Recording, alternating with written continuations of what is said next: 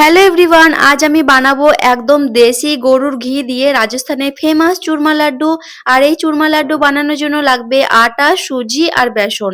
এখানে আমি এই বড় কাপের সাহায্যে 1 কাপের মতো আটা নিয়েছি, আর সেম কাপে আধা কাপের মতো নিয়েছি সুজি। ওকে, আর 2 থেকে 3 চামচের মতো আমি দিয়েছি বেসনটা। এরপরে এগুলো সব একসঙ্গে মিক্স করে ময়ান দিতে হবে। ঘিটা একটু বেশি লাগবে এই লাড্ডুতে। আর এই লাড্ডু আমি প্রথমবার যখন খেয়েছিলাম সত্যি এত মজার হয়েছিল, প্রায়ই বানিয়ে থাকি, ভাবলাম আপনাদের সঙ্গে শেয়ার করি।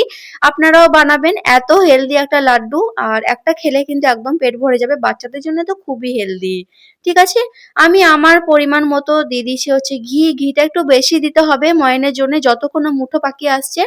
ওকে, ঘিটা একটু বেশিই দিতে হবে, মানে ঘিটা দিয়ে ঘি মানে এই যে লাড্ডুটা সেটা বেশি ড্রাই ফ্রুটস কিছু না দিয়ে আমার মনে হয় ঘি দিলে এমনিতেই স্বাদ চলে আসবে। ওকে, দেখুন আমি এমন মানে ময়ান দিয়েছি এভাবে, যতক্ষণ না মুঠো পাকিয়ে আসছে সেদিকে লক্ষ্য রাখতে হবে। তারপরে সামান্য একটু পানি এড করে একটা শক্ত টাইট আটার ডো বানিয়ে নিতে হবে।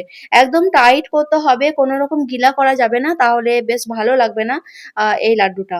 ওকে, দেখুন আমি 2 হাত দিয়ে একদম চেপে একটা আটার ডো বানিয়ে নিয়েছি।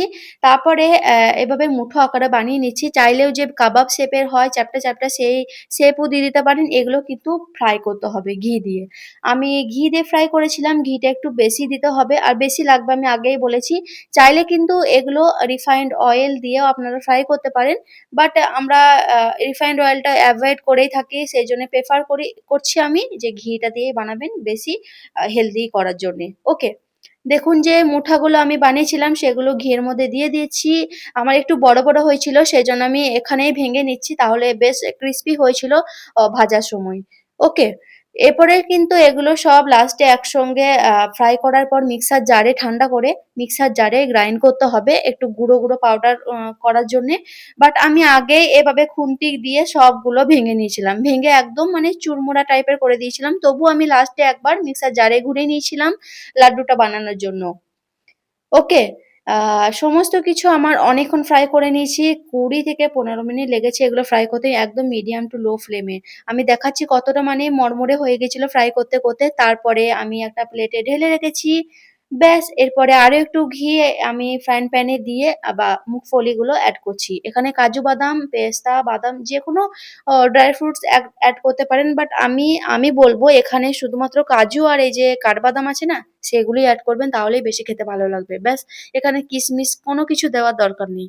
আমার কাছে কাজু ছিল না, সেজন্য আমি এখানে কাঠবাদামটা ফ্রাই করে নিয়েছি। তারপরে ওই সেম ঘিয়ের মধ্যে আমি দিয়ে দিয়েছি গুড়, মানে যে পাকটা তৈরি করব সেটার জন্য আমি গুড় দিয়েছি। চিনিটা এভয়েড করবেন, গুড় দিয়েই বানাবেন তাহলে বেশি ভালো লাগবে।